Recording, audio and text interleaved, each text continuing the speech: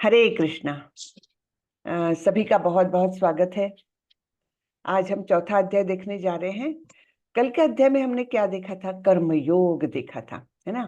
भगवान ने कर्मयोग क्या होता है इसके बारे में बताया था, और उसमें बताया था कि हर कर्म को हमने विष्णु को अर्पण करने की वृत्ति से करना चाहिए, तब उस कर्म का कोई भी कर्म बंधन उत्पन्न नहीं होता, है ना। और सारे नियत कर्तव्य हमने इसी प्रकार से यज्ञ के स्वरूप में करना चाहिए। खास करके एक यज्ञ का चक्र बताया था भगवान ने। जैसे भगवान ने बताया था कि सारे देवी देवता क्या है, ये भगवान के यानी श्री कृष्ण भगवान के अंग स्वरूप है, और इनको अलग अलग काम भगवान ने सौंपे हुए हैं। तो ये अपने अपने काम बड़े ही सुचारू रूप से करते हैं, हम लोगों की सारी आवश्यकताएं पूरी करते हैं। हाँ, लेकिन होता क्या है, हम उस चीज के प्रति अपना ग्रेटिट्यूड, अपना कृतज्ञता हम व्यक्त ही नहीं करते।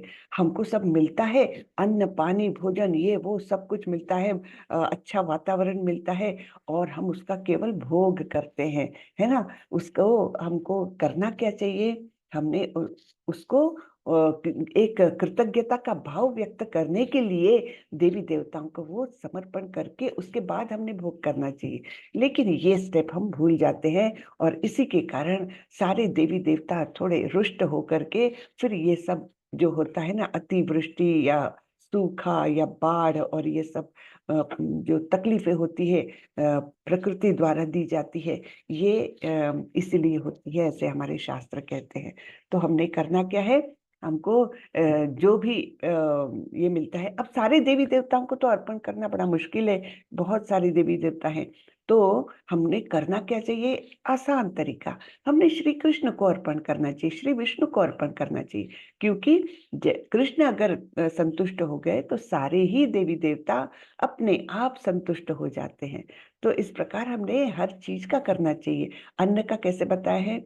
अन्न जब उत्पन्न हुआ, है ना, धन धान्य आया, उसके हमने अच्छे से अच्छी अच्छी वस्तुएं बनाई खाने के लिए, लेकिन सर्वप्रथम करना क्या है? वो भगवान के चरणों में अर्पण करना है, उसके बाद ग्रहण करना है। तो ऐसे जब हम शुद्ध अन्न को खाते हैं तो हमारी बुद्धि शुद्ध होती है, हमारा व्यवहार शुद्ध होता है, और उसके बाद हम और ज्यादा जो वेदों के द्वारा हमको आदेश मिले हैं, विधि विधान किस प्रकार करने हैं, अपना जीवन कैसे जीना है, इसके जो हमको नियम बताए गए हैं उसके अनुसार हम और ज्यादा कार्य करने लगते हैं, वैसे नियत कर्तव्य करते हैं। और फिर नियत कर्तव्य रूपी यज्ञ करने से देवी देवता प्रसन्न होकर हमको और अच्छे स्वरूप से हम हमारी आवश्यकताएं पूरी करते हैं। इस प्रकार वो चक्र बना हुआ है ना। तो बहुत सुंदर बातें हमने तीसरे अध्याय में देखी थी। और फिर आगे जाकर अर्जुन ने पूछा था, लेकिन कभी कभी ऐसा होता है कृष्ण कि हमको ऐसा लगता है कि कोई हमको कंपेल कर रहा है, हमको कोई बलपूर्वक हमको पाप कर्म करने के लिए उद्युत कर रहा है, तो ऐसा क्यों होता है? तो उसके लिए भगवान ने बड़ा ही सुंदर उत्तर दिया था। बोला था, काम एष क्रोध एष रजोगुण समुद्भवा महाशनो महापाप्मा विद्धि एन इह वैरिणम। तो हमारा वैरी कौन है, हमारा दुश्मन कौन है? वो भगवान ने बताया था, जो दुश्मन हमको पाप कर्म करने के लिए पुश करता है, हमसे पाप कर्म करवाता है, तो वो है काम, है ना। काम एष क्रोध एष, और ये उत्पन्न कहाँ से होते हैं? रजोगुण से उत्पन्न होते हैं। और फिर भगवान ने बहुत सुंदर तरीके से इस हमारे दुश्मन के छुपने के स्थान भी बताए हैं। कहाँ कहाँ छुपते हैं हमारे दुश्मन? एक तो इंद्रिया, फिर मन और बुद्धि। इंद्रियाणि मनोबुद्धि अस्याधिष्ठान मुच्यते। हाँ, तो इन तीन जगह पर ये दुश्मन छुपता है। इंद्रियों से अंदर आता है, फिर मन को गोडाउन बनाता है, और फिर हमारी रूपी जो बुद्धि जो है उसको राजधानी बना लेता है, और फिर बुद्धि के निकट पड़ोसन है आत्मा, जो फिर इस काम रूपी दुश्मन से वो भी प्रभावित हो जाती है। और इसके इसलिए आत्मा का भी जो प्रवास है, ये जन्म, अगले जन्म, उसके अगले जन्म, अनेक जन्मों तक ये प्रभाव रह सकता है। है ना। तो कितनी सुंदर बातें बताई है, कैसे हमको सावधान रहना है। फिर भगवान बोलते हैं कि इंद्रियों के स्तर तक ही उसको बाहर भगा दो, नहीं तो वो एक बार अंदर आ गए तो आ गया दुश्मन, तो फिर भगाना बड़ा ही मुश्किल हो जाएगा। तो इंद्रियों के स्तर तक ही उसको भगा दो। इस प्रकार से हमने तीसरे अध्याय में बहुत सुंदर बातें भगवान ने बताई हैं, वो देखी थी कल। ठीक है, आज हम देखने जा रहे हैं चौथा अध्याय। मैं शेयर करती हूँ और उसके बाद मंगलाचरण करूंगी।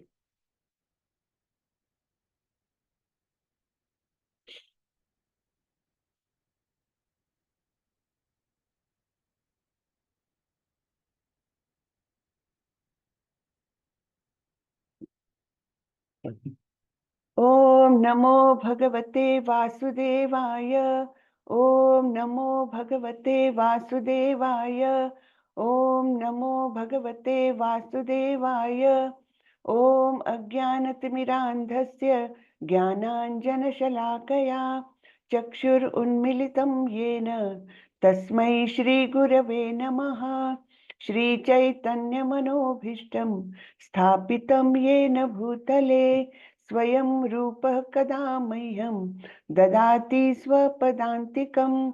वन्देऽहं श्रीगुरो श्रीयुतपदकमलं श्रीगुरुन् वैष्णवांश्च श्रीरूपं साग्रजातं सहगण रघुनाथान्वितं तं सजीवं साद्वैतं सावधूतं परिजनसहितं कृष्णचैतन्यदेवं श्रीराधा कृष्णपादान् सहगण ललिता श्रीविशाखान्वितांश्च।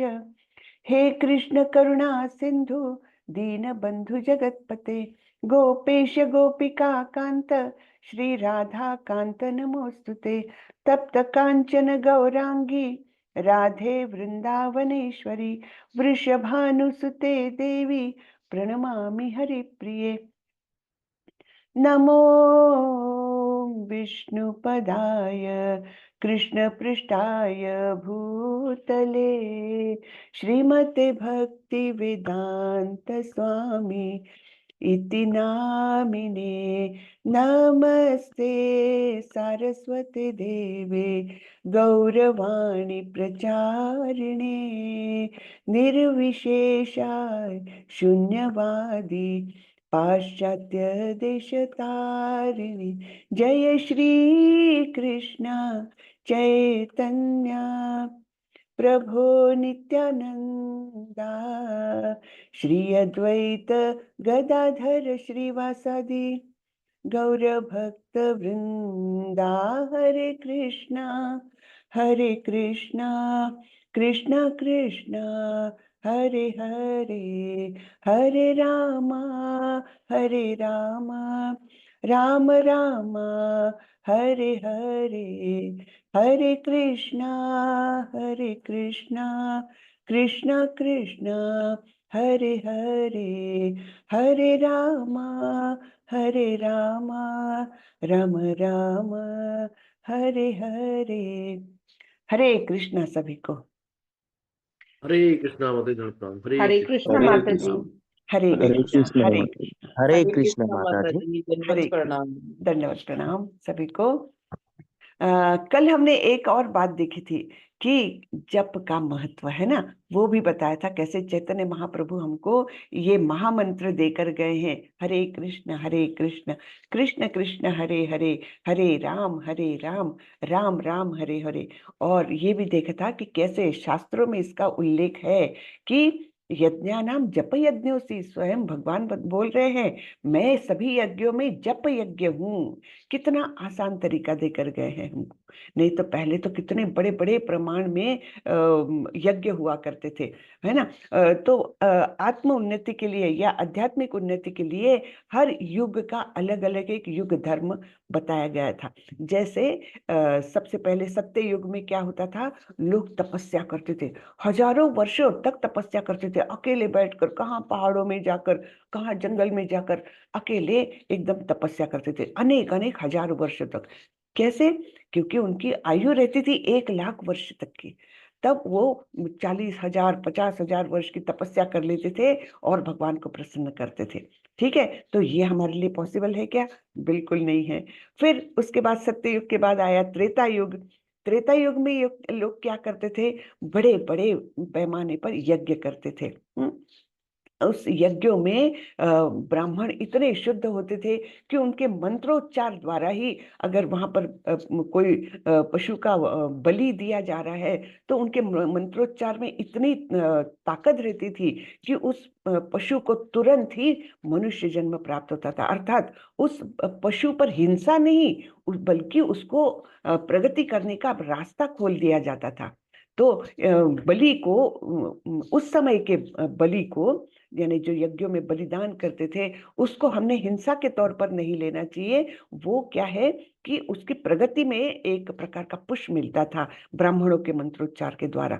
लेकिन उन यज्ञों के लिए जो सामग्री वापरी जाती थी वो बहुत ही शुद्ध होती थी। शुद्ध घी और शुद्ध हवन सामग्री और ब्राह्मणों की शुद्ध मंत्रोच्चार, इस सब की शुद्धता के कारण वो यज्ञ जो है वो अत्यंत मतलब क्या बोलते हैं, ताकतवान हो जाते थे, पावरफुल हो जाते थे, बिल्कुल, है ना। तो वो भी कार्य हम अभी कलयुग में नहीं कर सकते। ना तो ऐसे ब्राह्मण हैं जिनके मंत्रोच्चार शुद्ध हो, और ना तो ऐसी सामग्री है। ठीक है। और त्रेता युग में मनुष्य की आयु कितनी होती थी? 10,000 वर्ष। ठीक है, तो वो भी हमारे लिए पॉसिबल नहीं है। फिर आगे जाकर के आया द्वापर युग। द्वापर युग का में किया जाते थे बड़े बड़े पैमाने पर मंदिरों में पूजा अर्चना, बहुत बड़े पैमाने पर, बहुत सारा धन वो करके और बड़े बड़े पैमाने पर किया जाता था। वो भी आज के लिए बहुत ही मुश्किल है हमारे लिए, है ना। तो हम लोग जो कली युग के लोग हैं, हमारे लिए सबसे आसान तरीका देकर गए हैं चैतन्य महाप्रभु, जो स्वयं कृष्ण थे, है ना।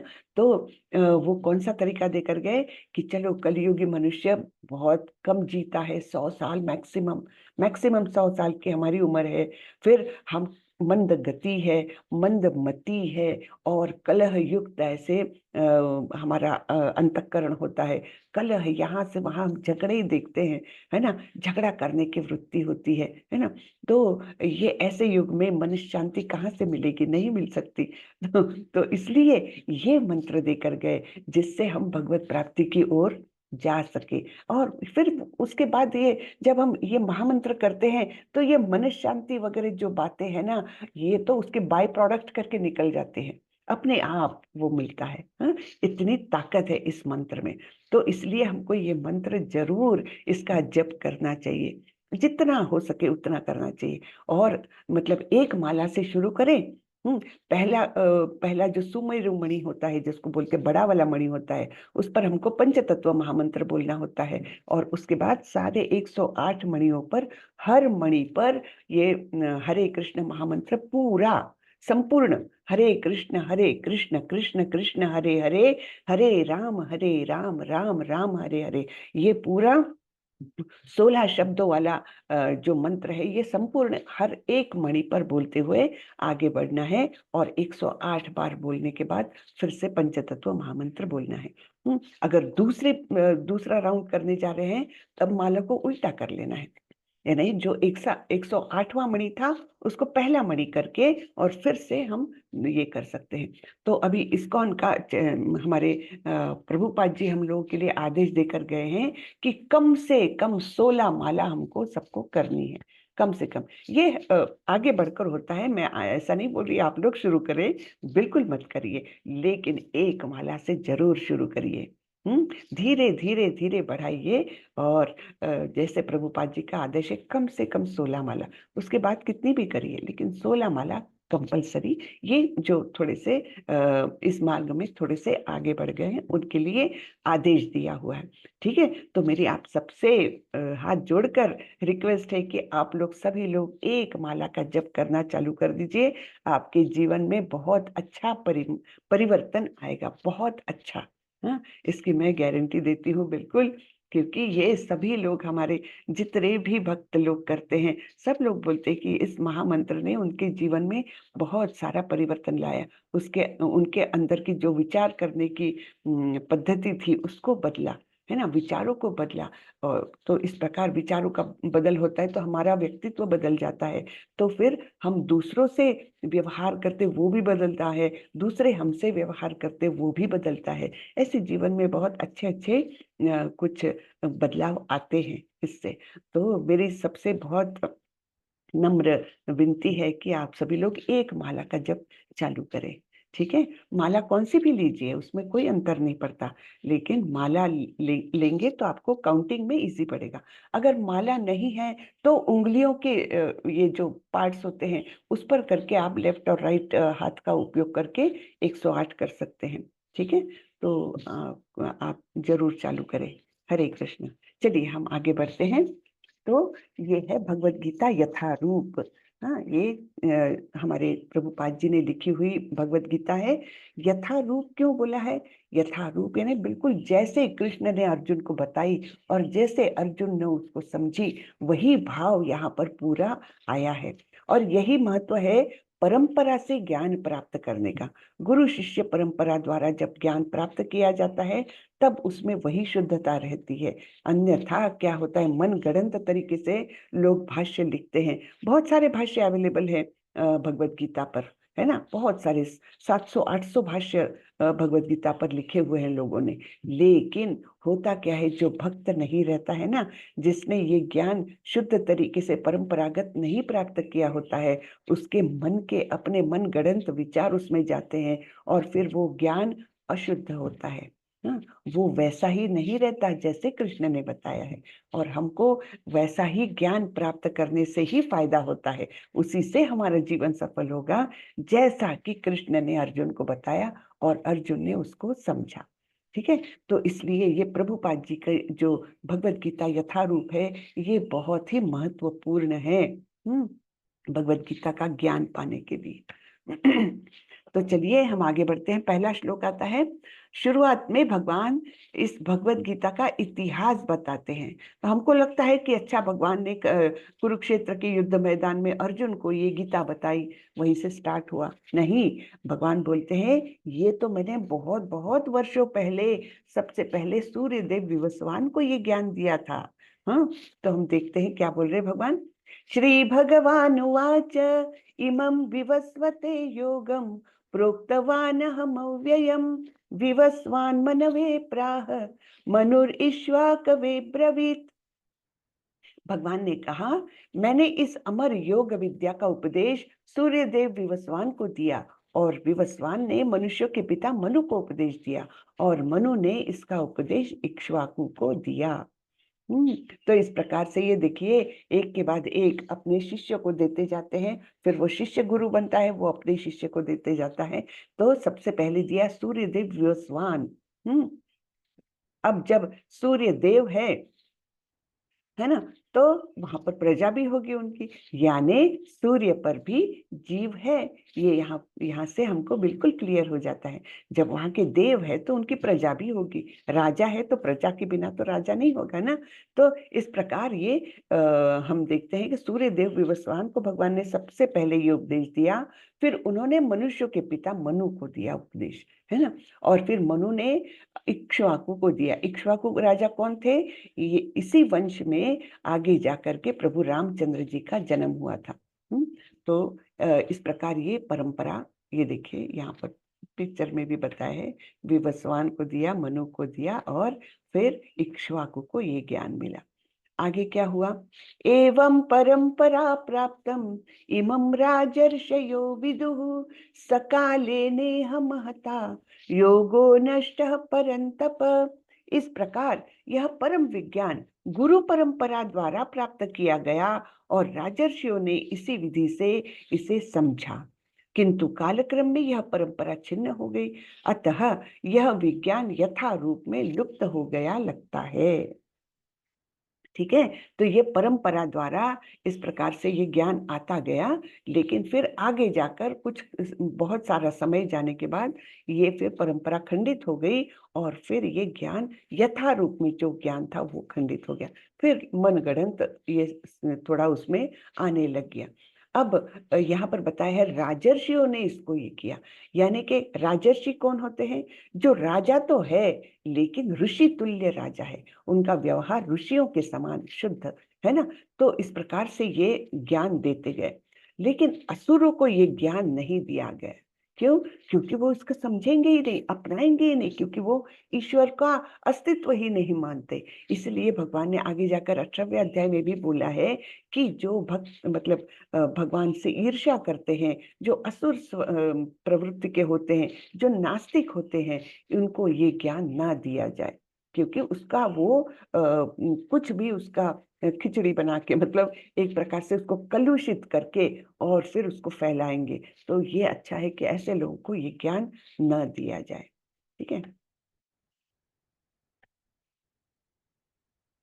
अब ये जो ज्ञान कृष्ण द्वारा, भगवान कृष्ण द्वारा दिया गया है, ये 4 संप्रदायों के द्वारा आज भी अस्तित्व में है। ठीक है। तो सबसे पहले हम देखते हैं 4 परंपराओं में ब्रह्मा जी की परंपरा है। तो ब्रह्मा जी को ये ज्ञान दिया और वो फिर आगे जाकर के बने माधवाचार्य की माधवाचार्य का संप्रदाय, जिसको इस्कॉन बिलोंग करता है। हाँ, इसी संप्रदाय से इस्कॉन कार्यरत है। फिर दूसरा संप्रदाय था लक्ष्मी जी का। लक्ष्मी जी को भी ये ज्ञान दिया और उसको आगे बढ़ाया रामानुजाचार्य ने। हाँ, तो इसको श्री संप्रदाय बोलते हैं। फिर शिव जी को भी ये ज्ञान दिया और शिव जी का जो परंपरा थी उसको विष्णु स्वामी ने आगे जाकर बढ़ाया, इसको रुद्र संप्रदाय बोला जाता है ना। और फिर जो ब्रह्मा जी की 4 पुत्र जो 4 कुमार थे, उनको भी ये ज्ञान दिया कृष्ण ने और ये आगे जाकर निम्बार्काचार्य ने आगे बढ़ाया। हाँ, इसको कुमार संप्रदाय कहा जाता है। तो इस प्रकार ये 4 ऑथेंटिक संप्रदाय है। इसके अलावा जो है वो ऑथेंटिक संप्रदाय नहीं माने जाते। तो इस्कॉन कहाँ आता है? ये ब्रह्मा माध्वाचार्य वाला संप्रदाय से इस्कॉन आता है। ये ज्ञान यहाँ से मिला है। तो इस प्रकार ये परंपरा यहाँ पर दी गई है, देखिए। और ये अटूट परंपरा प्रभुपाद जी तक ये आई हुई है, शुद्ध ज्ञान की परंपरा, है ना। तो पहले कृष्ण ने ब्रह्मा जी को दिया और यही आगे ज्ञान बढ़ता गया। फिर स्वयं चैतन्य महाप्रभु आए, है ना, इसी ज्ञान को आगे बढ़ाया, इसी परंपरा को आगे बढ़ाया। और फिर भक्ति विनोद ठाकुर, फिर जगन्नाथ बाबा जी महाराज, ऐसे अनेक बड़े बड़े आचार्य आए। और फिर भक्ति सिद्धांत सरस्वती ठाकुर जो प्रभुपाद जी के गुरु थे, उन्होंने वही ज्ञान प्रभुपाद जी को दिया। और प्रभुपाद जी ने बहुत ही कृपालु, प्रभुपाद जी ने हमारे लिए ये सारा ज्ञान पुस्तक रूप में दिया है।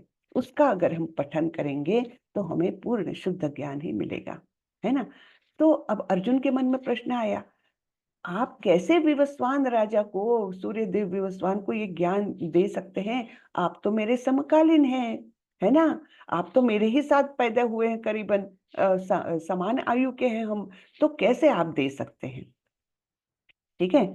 तो यहाँ पर थोड़ा सा हम इसका डिटेल में थोड़ा सा देखेंगे, बहुत डिटेल में भी नहीं देखेंगे, लेकिन इससे हमारा थोड़े से विचार क्लियर हो जाते हैं। तो आप लोग सबसे नीचे वाली लाइन से चालू करिए, है ना। नीचे वाली लाइन में राइट साइड में देखिए कलयुग दिया है। कलयुग जो आज का युग है, इसका कालावधि कितना है? 4,32,000 वर्ष। हाँ, तो ये कलयुग का ड्यूरेशन है। इससे दुगना है द्वापर युग का ड्यूरेशन। हाँ, 8,64,000 ईयर्स, है ना। फिर कलयुग से तिगुना है त्रेता युग और कलयुग से चौगुना है सत्य युग। ये इनके ड्यूरेशन हुए। तो इस प्रकार ये दिव्य युग जो हुआ वो हुआ, कलयुग के ड्यूरेशन को 10 गुना कर दिया। तो ये इसको एक दिव्य युग कहा जाता है। अब ऐसे दिव्य युग 71 दिव्य युगों का बनता है एक मनवंतर, एक मनु उसमें आते हैं। और फिर ऐसे कितने मनवंतर? 14 मनवंतर और 15 संध्या मिलके होता है एक कल्प। और एक कल्प यानी एक दिन होता है ब्रह्मा का। और इतने ही ब्रह्मा का आयु कितने हैं? 1,000 वर्षों तक। नहीं सॉरी, 100 वर्षों की आयु है इस दिन को प्रमाण मान के, है ना। तो इस प्रकार ब्रह्मा जी की आयु कितनी बड़ी है। तो ब्रह्मा जी क्या करते हैं, जब उनका दिन उगता है, हाँ, दिन उगता है तो वो सारी सृष्टि का सृजन करते हैं, और जब रात होती है तो क्या करते हैं, सारी सृष्टि को समेट लेते हैं। ठीक है ना। तो दिन होता है सृजन करते हैं, और रात होती है तो समेट लेते हैं। इस प्रकार इनका दिन और रात का ये सृजन और विनाश का कार्य ब्रह्मा जी का चलते रहता है। और ब्रह्मा जी कितने आयु है उनकी, 100 वर्ष की, ऐसे 100 वर्ष की आयु है उनकी। तब तक ये चलता रहता है। जब ब्रह्मा जी की आयु खत्म हो गई, तब फिर भगवान क्या करते हैं, वैसे भगवान तो अपनी इच्छा से कभी भी कर सकते हैं, लेकिन जनरली ब्रह्मा जी की आयु इतनी पूरी होती है, तब फिर क्या होता है कि भगवान महाप्रलय करते हैं। उसमें सारे ही ब्रह्मांड समेट लिए जाते हैं महाविष्णु के अंदर। तो इस प्रकार से ये हम देखते हैं कालावधि कितना बड़ा है, और हमारी आयु कितनी है। हम कलियुगी लोग कितने वर्ष जीते हैं, मैक्सिमम 100 वर्ष। तो ये कलियुग ही इतना प्रचंड है, 4,32,000 का। तो हम सोचे हमारा अस्तित्व कितना छोटा है ना, कितना नगण्य है, तुच्छ जीव है हम लोग। तो कि इतनी अल्प आयु में हम कितना बड़ा अहंकार वो पालते हैं, है ना, कि मैं तो ऐसा हूँ, मैं तो वैसा हूँ, मैंने ये कार्य किया। अरे क्या किया, कलयुग के इतने से कालावधि के एक तुच्छ मानव हम, है ना। तो इसलिए हमारा जो अहंकार है वो कितना गलत है, ये हम केवल इससे ही समझ सकते हैं। और पता नहीं, अभी तो मनुष्य जन्म मिला है, थोड़ी समझ भी है, थोड़ी अध्यात्म में रुचि रखेंगे तो आगे प्रगति भी कर सकेंगे। लेकिन वैसे हमारा अस्तित्व कितना ही है, ऐसे हमारे ब्रह्मांड के समान तो अनगिनत ब्रह्मांड है, उनमें अनगिनत जीव है ना। तो हमारा अस्तित्व क्या है, कुछ भी नहीं, है ना। फिर भी अस्तित्व का महत्व ये है कि हम भगवान के अंश है तुच्छ, लेकिन है तो भगवान के अंश। ठीक है। तो ये सारे कैलकुलेशंस किए हुए हैं। अभी तक ब्रह्मा जी को 50 साल के हो गए, हमारे ब्रह्मा जी जो अभी अभी के ब्रह्मा जी है। और फिर उसमें 6 मनवंतर खत्म हो गए हैं, और 4 युग के 27 चक्र भी खत्म हो गए हैं। और सत्य, त्रेता और द्वापर युग का इतना कालावधि गया है। कलयुग में करीबन 5,117 बोला है, अभी ज्यादा हो गया है, समझ लो 5,150, है ना। 5,150 वर्ष सपोज हो गए हैं। फिर भी अभी बहुत लंबा काल जाना है कलयुग के लिए। और कलयुग के विनाश के समय कौन आने वाले हैं, कल के अवतार के रूप में आने वाले हैं भगवान स्वयं, और सारी सृष्टि का विनाश करने वाले हैं, है ना। सारे पापी लोगों का खात्मा करने वाले, है ना। तो ब्रह्मा जी का जीवन इतने वर्षों का है, आप ही नंबर देख लीजिए कितना है, 155 ट्रिलियन ईयर्स, इतना ब्रह्मा जी का जीवन है। ठीक है। तो ये सारे कैलकुलेशन से 4 युग के 27 चक्र, सत्य, त्रेता और द्वापर युग के इतने वर्ष हो गए हैं, कलयुग का इतना समय हुआ है। तो यह स्वीकार करते हुए कि मनु के जन्म के पहले गीता का ज्ञान भगवान ने उनके शिष्य सूर्य देवता विवस्वान को दिया था। तो गीता को 1200 लाख साल पहले विवस्वान को दिया गया था। ठीक है ना, कितना बहुत वर्षों पहले ये दिया गया था। तो गीता धरती पर कब आई होगी, इसका भी कैलकुलेशन किया है ना। तो ये बताया गया है कि गीता पृथ्वी पर आई करीबन 20 लाख साल पहले, पृथ्वी पर आई। और अर्जुन को बताई गई कब, करीबन अभी 6,000 वर्ष पहले, है ना। 5,000 वर्ष कलयुग के हो गए हैं, 5,000 प्लस कलयुग के हो गए हैं, उसके थोड़ा पहले। तो अंदाज से मोटा मोटा 5,500-6,000 वर्ष पहले अर्जुन को ये भगवत गीता बताई गई है ना। तो ब्रह्मा जी का दिन है, एक दिन है इतने सालों का। पढ़ लीजिए आप लोग, 8640 और उसके ऊपर 6 zeros, इतना ब्रह्मा जी का एक दिन है। ब्रह्मा जी का 1 घंटा 360 मतलब 3,600 लाख वर्षों का ब्रह्मा जी का 1 घंटा है। ब्रह्मा जी का 1 मिनट 60 लाख वर्षों का है, और ब्रह्मा जी का 1 सेकंड 1 लाख वर्ष का है हमारे लिए। ब्रह्मा जी का 1 सेकंड, इसमें 1 लाख वर्ष, यानी हमारे कितने जन्म हो जाएंगे उसमें, है ना। तो इस प्रकार ये बहुत बड़े पैमाने पर ये सब कालावधि होता है। अब ये वंश परंपरा, मतलब गुरु शिष्य परंपरा दी गई है कृष्ण से चालू होकर के। बीच बीच में आचार्य का नाम नहीं दिया, क्योंकि प्रोमिनेंट आचार्यों का ही उल्लेख किया जाता है। बीच में छोटे आचार्य होते हैं, लेकिन उनका समाज पर उतना प्रभाव नहीं रहता, लेकिन ज्ञान शुद्ध वो कैरी करते हैं। ठीक है, समाज को परिवर्तन करने की शक्ति जिनमें है, वैसे आचार्यों के नाम यहाँ पर दिए हैं। और इसमें 32वें स्थान पर हम देखते हैं भक्ति वेदांत स्वामी प्रभुपाद जी का नाम है। ठीक है ना। तो इस प्रकार ये वंश परंपरा से, गुरु शिष्य परंपरा से आया हुआ शुद्ध ज्ञान हमको भगवत गीता यथारूप जो प्रभुपाद जी लिख के गए हैं हमारे लिए, उससे हमको प्राप्त होता है। सॉरी, कृष्ण का अवतरण कैसे होता है ये अब देखेंगे। अजोपि सन्नव्ययात्मा भूतानाम ईश्वरोऽपि सन् प्रकृतिं स्वाम अधिष्ठाय संभवाम्यात्म मायया। यद्यपि मैं अजन्मा तथा अविनाशी हूँ, और यद्यपि मैं समस्त जीवों का स्वामी हूँ, तो भी प्रत्येक युग में मैं अपने आदि दिव्य रूप में प्रकट होता हूँ। भगवान बताए हैं कि वैसे तो मेरा कभी जन्म नहीं होता और मेरा कभी नाश भी नहीं होता, फिर भी मैं हर युग में आता हूँ और अपने आदि दिव्य रूप में प्रकट होता हूँ, है ना। जैसे कृष्ण आए थे द्विभुज रूप में, सुंदर श्याम सुंदर ऐसे रूप में आए थे। तो तात्पर्य में श्रीला प्रभुपाद बोलते हैं, श्रीला प्रभुपाद की जय। भगवान सामान्य जीव की भांति शरीर परिवर्तन नहीं करते। इस जन्म में बद्ध जीव का एक प्रकार का शरीर हो सकता है, किंतु अगले जन्म में दूसरा शरीर रहता है। भौतिक जगत में जीव का कोई स्थायी शरीर नहीं है, अपितु वह एक शरीर से दूसरे में देहांतरण करता रहता है ना। तो हम में और भगवान में वो क्या है, अलग क्या है, कि भगवान का शरीर जो है वो परिवर्तन नहीं होता, उनका शरीर अव्यय है, अविनाशी है। लेकिन हमारा शरीर तो नाशवान है ना। हम बूढ़े होते हैं, हमको रोग होते हैं, और फिर हमारी मृत्यु हो जाती है, फिर हमारी आत्मा दूसरा शरीर धारण करती है। लेकिन भगवान का ऐसा नहीं होता, भगवान का शरीर भी आध्यात्मिक है।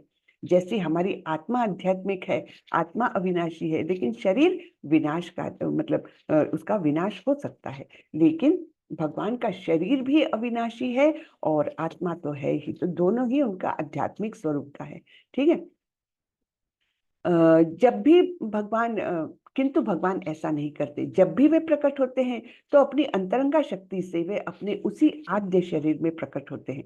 दूसरे शब्दों में श्री कृष्ण इस जगत में अपने आदि शाश्वत स्वरूप में 2 भुजाओं में बांसुरी धारण किए अवतरित होते हैं। यद्यपि वे अपने उसी दिव्य शरीर में प्रकट होते हैं और ब्रह्मांड के स्वामी होते हैं, तो भी ऐसा लगता है कि वे सामान्य जीव की भांति प्रकट हो रहे हैं।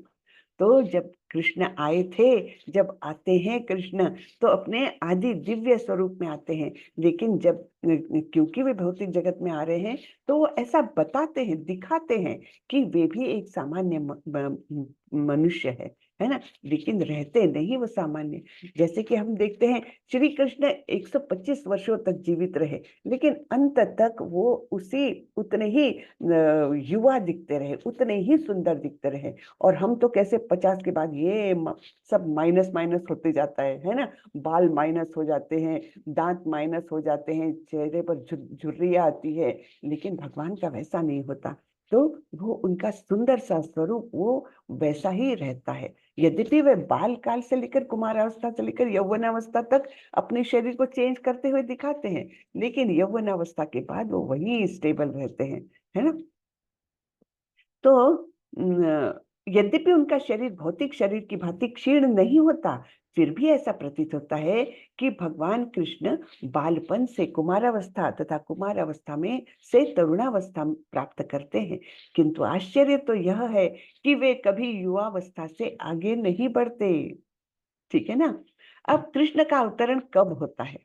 यदा यदा हि धर्मस्य ग्लानिर्भवति भारत अभ्युत्थानम अधर्मस्य तदात्मानं सृजाम्यहम्।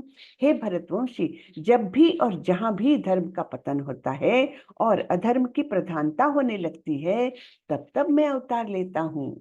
तो ये श्लोक तो बहुत ही फेमस है ना? आप सभी को याद भी होगा। तो भगवान क्या बोलते हैं, जब जब और जहां भी धर्म का पतन होता है, धर्म का ह्रास होने लगता है और अधर्म प्रबल होने लगता है, तब मैं अवतार लेता हूँ। जैसे यहाँ पर क्या बताया गया है, जो कंस थे वो अत्यंत अधर्मी थे, है ना? बहुत ताकतवान थे, बहुत ज्यादा ताकतवान थे, लेकिन अधर्मी थे, पापकर्मी थे। और जब उनको आकाशवाणी द्वारा यानी उनके पाप कर्म इतने बढ़ गए थे कि देवता भी त्रस्त हो गए थे। और इसलिए जब वे देवकी और वसुदेव की शादी होने के बाद उनको अपने रथ में बिठा के ससुराल पहुंचाने जा रहे थे, बहन से प्यार करते थे बहुत वो कंस, तो तब देवताओं ने सोचा कि अरे, ऐसे तो इसके पाप कर्म अगर धीरे धीरे धीरे बढ़ते जाएंगे तो पता नहीं कितने वर्ष निकल जाएंगे। उससे अच्छा है कि अभी उसको ऐसा एक शौक दे दो जिससे वो ज्यादा पाप कर्म करे। तो देवताओं ने क्या किया, आकाशवाणी कर दी कि हे कंस, तू कैसे मूर्ख व्यक्ति हो तुम, जिस देवकी को तुम इतने प्यार से ससुराल पहुंचाने जा रहे हो, उसी देवकी का 8वां पुत्र तुम्हारा वध करेगा। ऐसी देवताओं ने आकाशवाणी कर दी। हो गया, फिर तो कंस का तो वो हो गया, एकदम क्रोध में आ गया, देवकी को ही मारने चला। लेकिन वसुदेव ने उनको शांत किया और बोला कि ऐसे मत करो, एक स्त्री का वध करोगे, अपनी बहन का वध करोगे, उसकी शादी के दिन वध करोगे तो कितनी बदनामी हो जाएगी, है ना? तो उससे तो अच्छा है तुम ऐसे करो, हम दोनों को भी तुम कारागार में डाल दो, जैसे जैसे हमारे पुत्र होंगे हम तुमको दे देंगे, है ना? तो ये सब कथाएं तो आप सभी को मालूम है।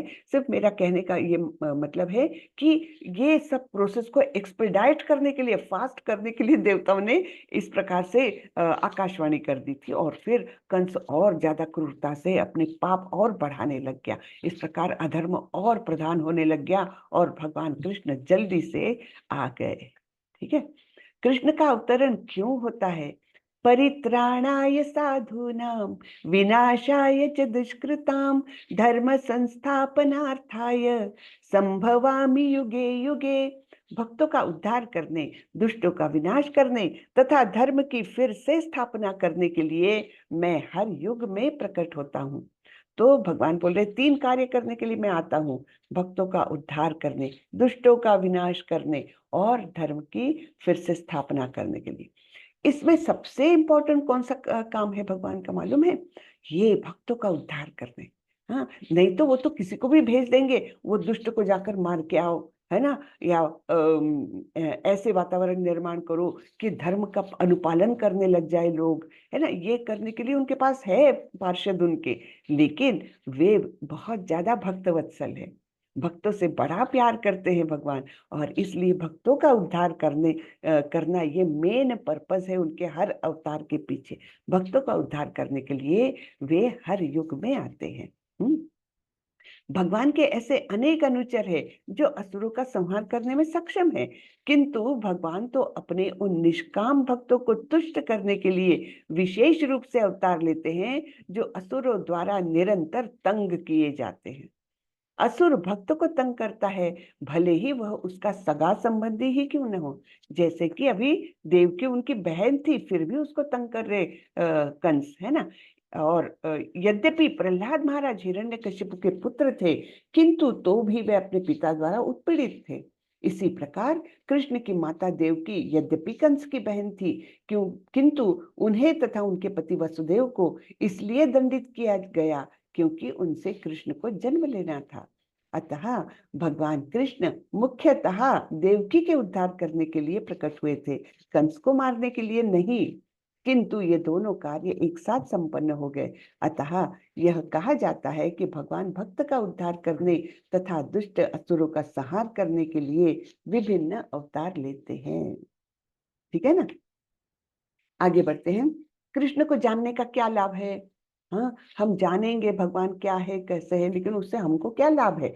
तो यहाँ पर भगवान बताते हैं, जन्म कर्म च मे दिव्यम एवं यो वेत्ति तत्वतः त्यक्त्वा देहं पुनर्जन्म नैति मामेति सोऽर्जुन।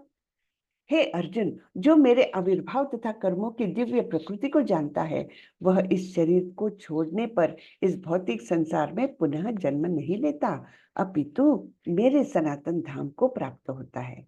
तो ये फायदा है, ये लाभ है ना। जो भगवान के आविर्भाव और दिव्य कर्मों को जानता है, और तो वो फिर से इस धरती पर जन्म नहीं लेता, भौतिक जगत में नहीं आता। ये कृष्ण और हमारे बीच के अंतर को बताया है। तो कृष्ण का स्वरूप आध्यात्मिक है और हमारा स्वरूप अस्थाई है ना। कृष्ण का स्वरूप कैसा है? उनका शरीर और आत्मा दोनों भी आध्यात्मिक है, तो इसलिए उनका स्वरूप अविनाशी है। लेकिन हमारा वैसा नहीं है। हमारा क्या है? हमारे 3 लेयर्स है हमारे अस्तित्व के। सबसे ऊपरी जो देह है, स्थूल देह जिसको कहते हैं, वो काहे से बना है? स्थूल देह जो दिखता है वो काहे से बना है? अग्नि, जल, वायु, पृथ्वी, आकाश, इन पंच तत्वों से बना हुआ ये हमारा भौतिक शरीर है। और उसके अंदर क्या है? उसके अंदर एक सूक्ष्म शरीर भी है, वो है मन, बुद्धि और झूठा अहंकार, इनसे बना हुआ है। झूठा अहंकार क्यों बोला जाता है? क्योंकि अहंकार यानी मैं हूं, मैं, मेरा अस्तित्व, मैं हूं। लेकिन मैं कौन हूं इसको हम गलत समझने लगते हैं, हमारी आत्मा भी गलत समझने लगती है। वो समझती है ये देह यानी मैं हूं। तो ये गलत जो आइडेंटिफिकेशन है उसको कहा गया है मिथ्या अहंकार या झूठा अहंकार, है ना। तो मन, बुद्धि और अहंकार से बना हुआ ये हमारा सूक्ष्म शरीर है, और उसके अंदर है हमारा हम, एक्चुअली हम यानी हमारी आत्मा, ये इन दोनों आवरणों के भी अंदर है ना। तो इस प्रकार हमारा ये अस्तित्व है। फिर हम माया द्वारा नियंत्रित होते हैं और कृष्ण है माया के नियंत्रक। तो ये अंतर में और कृष्ण में है कि हम माया द्वारा हम 3 गुणों से बंधे हुए हैं, और वो 3 गुणों के गुण यानी संस्कृत में रस्सी होता है। तो इस प्रकार से ये रस्सियां हमको बांध करके ये तीनों जो गुण हैं ये हमको नचाते हैं। तो हम उनके नियंत्रण में हैं, लेकिन भगवान उनके नियंत्रक है। ठीक है, माया के नियंत्रक है। ठीक है। ये यथा मां प्रपद्यन्ते तांस्तथैव भजाम्यहम् मम वर्तमान वर्तन्ते मनुष्यः पार्थ सर्वशः। जिस भाव से सारे लोग मेरी शरण ग्रहण करते हैं, उसी के अनुरूप मैं उन्हें फल देता हूँ। हे पार्थ, प्रत्येक व्यक्ति सभी प्रकार से मेरे पथ का अनुगमन करता है। तो जो जिस भाव से भगवान के पास जाता है, भगवान उसी भाव से उसको रेसिप्रोकेट करते हैं। जैसे ये गाय है उनके पास शांत भाव से, तो भगवान भी अत्यंत शांत भाव से उससे प्रेम कर रहे हैं, है ना। कोई जैसे यहाँ बलराम जी उनके पैर दबा रहे हैं, है ना, लेकिन भगवान भी वैसे ही रेसिप्रोकेट करते हैं कि थोड़ी देर बाद वो बलराम जी के पैर दबाना चालू करते हैं। तो जो जिस भाव से भगवान के पास जाएगा, भगवान उसी भाव से उनको रेसिप्रोकेट करेंगे। तात्पर्य में श्रील प्रभुपाद बोलते हैं, कोई एक भक्त कृष्ण को परम स्वामी के रूप में चाह सकता है, दूसरा अपने सखा के रूप में, तीसरा अपने पुत्र के रूप में, और चौथा अपने प्रेमी के रूप में। कृष्ण सभी भक्तों को समान रूप से उनके प्रेम की प्रगाढ़ता के अनुसार फल देते हैं, है ना। जैसे यशोदा मैया उनको पुत्र ही समझती थी, वो उनको भगवान वगैरह है कभी समझी ही नहीं, है ना। वो तो उनको पुत्र ही समझती थी, सोचती थी मेरा लल्ला, इसको कितना अभी भूख लगी होगी, 7 दिन 7 रात ये गोवर्धन उठा के हैं, कितना कमजोर हो गया है मेरा लल्ला, है ना। इस प्रकार से उनके वात्सल्य भाव थे यशोदा मैया के। तो भगवान भी उनको उसी भाव से, पुत्र भाव से उनको रेसिप्रोकेट करते थे। वैसे ही गोपियां उनको माधुर्य रस से चाहती थी, भगवान भी उनको उसी रस से प्रेम देते थे। तो इस प्रकार ये यथा माम प्रपद्यन्ते तांस तथैव भजाम्यहम्। हाँ? तो इस संसार में मनुष्य सकाम कर्मों में सिद्धि चाहते हैं, फलस्वरूप वे देवताओं की पूजा करते हैं। निस्संदेह इस संसार में मनुष्यों को सकाम कर्म का फल शीघ्र प्राप्त होता है। तो हम लोग क्या है, सकाम कर्मी है। हमको कुछ चाहिए, भगवान के मंदिर में जाते हैं, देवताओं के मंदिर में जाते हैं, और हमको क्या करना रहता है, मुझे कुछ चाहिए, भगवान धनम देही पुत्रम देही, ये देही वो देही, है ना, सब कुछ भगवान मुझे दो। तो ये सकाम कर्म है ना। और सकाम कर्म की इच्छा रख करके हम क्या करते हैं, देवताओं के पास जाते हैं, उनकी पूजा करते हैं। और भगवान बोल रहे हैं कि ऐसे कर्मों से निश्चित रूप से, निस्संदेह संसार में मनुष्य को सकाम कर्म का फल शीघ्र मिलता है। ऐसी इच्छाएं भगवान ऐसे ही तृप्त कर देते, ठीक है तेरी इच्छा है, चल कर दिया पूरा, है ना, कर देते हैं भगवान। तात्पर्य में प्रभुपाद जी लिखते हैं, इस जगत के देवताओं के विषय में भ्रांत धारणा है, और विद्वत्ता का दंभ करने वाले अल्पज्ञ मनुष्य इन देवताओं को परमेश्वर के विभिन्न रूप मान बैठता है ना। ये बहुत गलत धारणाएं हैं हमारे समाज में। क्या धारणाएं हैं कि अरे किसी की भी पूजा कर लो ना, क्या फर्क पड़ता है, गणेश जी की कर लो, शंकर जी की कर लो, कृष्ण की कर लो, एक समान ही तो है, अलग अलग रूप है। लेकिन ऐसा नहीं है। ये केवल अल्पज्ञ मनुष्य, जिनको बहुत थोड़ा ज्ञान है, ऐसे लोग ये ऐसी बातें करते हैं। लेकिन सभी लोग ये भिन्न भिन्न है। वस्तुतः ये देवता ईश्वर के विभिन्न रूप नहीं होते, किंतु वे ईश्वर के विभिन्न अंश होते हैं। यही बात तीसरे अध्याय में भी हमने पढ़ी थी कि सारे देवी देवता क्या है, भगवान के अंश स्वरूप है, अंग स्वरूप है उनके। ईश्वर तो एक है, किंतु अंश अनेक है। ईश्वर एक ही होगा, सुप्रीम पर्सनालिटी ऑफ गॉड है जिसको कहते हैं, परमेश्वर, परम ईश्वर, वो एक ही है। तो इसके लिए ब्रह्म संहिता में एक सुंदर सा श्लोक आता है, ईश्वर परम कृष्ण सच्चिदानंद विग्रह, अनादिरादिर गोविंद सर्व कारण कारणम। तो श्री कृष्ण की स्तुति में ब्रह्मा जी ने ये ब्रह्म संहिता लिखी है, उसमें वे बोल रहे हैं ईश्वर परम कृष्ण, यानी परम ईश्वर कौन है, कृष्ण है, सच्चिदानंद विग्रह है उनका, है ना, उनका शरीर कैसा है, सच्चिदानंद विग्रह स्वरूप है। और अनादिर आदिर गोविंद सर्व कारण कारण, सभी कारणों के कारण वे ही है। अब यहाँ पर बताया है भगवान ने समाज का जो है 4 विभाग उन्होंने किस प्रकार से किए हैं। चातुर्वर्ण्यं मया सृष्टं गुणकर्म विभागशः, तस्य कर्तारमपि मां विद्य कर्तारमव्ययम्। प्रकृति के तीनों गुणों और उनसे संबंध कर्म के अनुसार मेरे द्वारा मानव समाज के 4 विभाग रचे गए हैं। यद्यपि मैं इस व्यवस्था का सृष्टा हूँ, किंतु तुम यह जान लो कि मैं इतने पर भी अव्यय अकर्ता हूँ। ठीक है। तो भगवान ने ये 4 विभाग किस बेसिस पर किए हैं, जैसे जिस गुण में होगा, सत्व गुण, रजोगुण, तमोगुण, इनकी जो जैसी मात्राएं होगी उनमें, उसके अनुसार, और वो कर्मों के अनुसार, इस प्रकार भगवान ने 4 विभाग किए हैं समाज के। मनुष्य समाज के जानवरों पर तो ये लागू नहीं होता। तो ये चातुर्वर्ण्यम, ये वर्ण जो है, ब्राह्मण, क्षत्रिय, वैश्य और शूद्र, ये वर्ण किए हैं उनके उनके अंदर के गुणों के अनुसार। सत्व गुण का प्राधान्य रहता है, ब्राह्मणों में सत्व गुण सबसे प्रधान रहेगा, और क्षत्रियों में सत्व गुण रहेगा और रजोगुण भी रहेगा। और इनमें वैश्यों में रजोगुण और थोड़ा सा तमोगुण भी रह सकता है, और जो शूद्र रहेगा वो तमोगुण में रहेगा। तो इस प्रकार ये गुण के आधार पर और उनके रुचि के, मतलब कार्य तत्परता, कर्म कौन सा करने में रुचि है, उसके अनुसार ये 4 विभाग किए गए हैं। लेकिन भगवान बोलते हैं मैंने ये सब रचना की है, फिर भी मैं ये अव्यय हूँ, इसके परे हूँ। यानी भगवान के लिए ये नियम नहीं है ना। भगवान तो इन नियमों से परे हैं, उन्होंने नियम बना दिए, लेकिन वो इस नियमों के बंधन में नहीं है। वे किसी भी वर्ण का काम कभी भी कर सकते हैं, जो मन में आए वो कर सकते हैं, और फिर भी अपने स्थान पर जमे रहते हैं, फिर भी अपने स्थान से भ्रष्ट नहीं होते, है ना। जैसे कि वे सुदामा के उन्होंने पैर भी धोए, है ना, अर्जुन के रथ का सारथ्य भी किया, यानी शूद्र का काम भी किया, लेकिन फिर भी वो भगवान के भगवान ही बने रहे।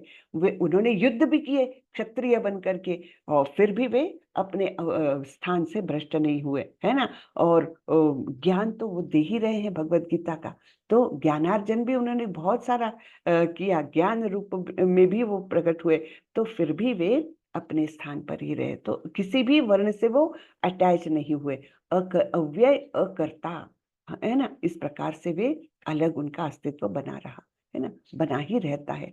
न माम कर्माणि लिम्पन्ति न मे कर्म फले स्पृहा इति माम योऽभिजानाति कर्मभिर्न सबध्यते। मुझ पर किसी कर्म का प्रभाव नहीं पड़ता, नहीं मैं कर्म फल की कामना करता हूँ। जो मेरे संबंध में इस सत्य को जानता है वह कभी भी कर्मों के पाश में नहीं बनता। तो इस प्रकार ये अलग अलग स्वरूप में हम देखते हैं कि भगवान अलग अलग कार्य कर रहे हैं। ग्वाल बाल बन के वैश्य का काम कर रहे हैं, यानी गो रक्षा किसका काम है, वैश्य का, वो भी बने हैं। सब कुछ वो कर सकते, क्षत्रिय बने या सारित्र कर रहे, शूद्र बने हैं, है ना, लेकिन फिर भी वे भगवान ही रहते हैं। प्राचीन काल में समस्त मुक्तात्माओं ने मेरी दिव्य प्रकृति को जान करके ही कर्म किया, अतः तुम्हें चाहिए कि उनके पद चिन्हों का अनुसरण करते हुए अपने कर्तव्य का पालन करो। तो समस्त मुक्तात्माओं ने क्या किया है, भगवान की दिव्य प्रकृति को जाना और फिर तब वैसा ही जान करके कर्म किए अपने। तो तात्पर्य में हम देखते हैं मनुष्य की दो श्रेणियां हैं, कुछ के मनों में दूषित विचार भरे रहते हैं और कुछ भौतिक दृष्टि से स्वतंत्र रहते हैं।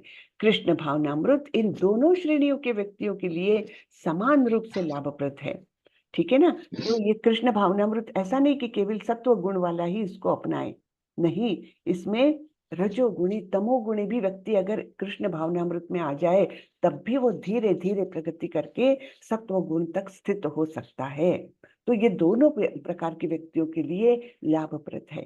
जिनके मनों में दूषित विचार भरे हैं उन्हें चाहिए कि भक्ति के अनुष्ठानों का पालन करते हुए क्रमिक शुद्धिकरण के लिए कृष्ण भावनामृत को ग्रहण करें, यानी धीरे धीरे धीरे क्रमशः वो प्रगति कर सकता है जिसका मन दूषित है, ठीक है। और जैसे हम लोग हैं, हम लोग सामान्य लोग हैं, हमारे मन में बहुत कलमश भरे हुए हैं, तो हम लोगों के लिए भी कृष्ण भावनामृत बहुत फायदेमंद है। कैसे, धीरे धीरे धीरे करके इस सारे विधि विधानों का पालन करके, नाम जप करके जब हम कुछ वर्ष बिताएंगे तो धीरे धीरे हमारे मन का शुद्धिकरण होते जाता है। तो इस प्रकार से हमारे लिए फायदेमंद है। और जिनके मन पहले ही ऐसी अशुद्धियों से स्वच्छ हो चुके हैं वे उसी कृष्ण भावनामृत में अग्रसर होते रहे, जिससे अन्य लोग उनके आदर्श कार्यों का अनुसरण कर सके और लाभ उठा सके, है ना। तो जो ऑलरेडी शुद्ध है वे भी इसको अपनाते रहे, जिससे कि लोग उनको देखेंगे और उनका अनुसरण करेंगे, उनके संगति का लाभ उठाएंगे, उनके ज्ञान के द्वारा वो भी धीरे धीरे ज्ञानी बनेंगे, है ना। कर्मणो ह्यपि बोद्धव्यं बोद्धव्यं च विकर्मणः अकर्मणश्च बोद्धव्यं गहना कर्मणो गतिः। कर्म की बारीकियों को समझना अत्यंत कठिन है, अतः मनुष्य को चाहिए कि वह यह ठीक से जाने कि कर्म क्या है, विकर्म क्या है और अकर्म क्या है। ठीक है, तीन प्रकार के कर्म बताए हैं, कर्म, विकर्म और अकर्म। तो कर्म तो है जो हम नित्य करते हैं, जो कुछ हम रोजमर्रा में करते हैं, वो सारे ही कर्मों में आते हैं। लेकिन विकर्म क्या है कि जानबूझकर या अनजाने में जब हम नियमों की अनदेखी करते हैं, अवहेलना करते हैं और अपने मन की इच्छा के अनुसार कर्म करते हैं, तो वो विकर्म हुआ। जैसे नो पार्किंग करके बोर्ड लिखा है और हम जाकर पार्क करते हैं वहीं पर हमारी कार, तो क्या हुआ, नियमों की अनदेखी कर रहे हैं हम, तो वो विकर्म हुआ, है ना। तो और अकर्म क्या है, अकर्म यानी आध्यात्मिक, यानी कृष्ण के लिए किया हुआ कर्म, भक्तिमय कर्म, ये अकर्म कहलाता है। जैसे ये नारद मुनि के सारे कर्म कैसे थे, भगवान के लिए किए जाते थे, तो वो अकर्म में आते हैं।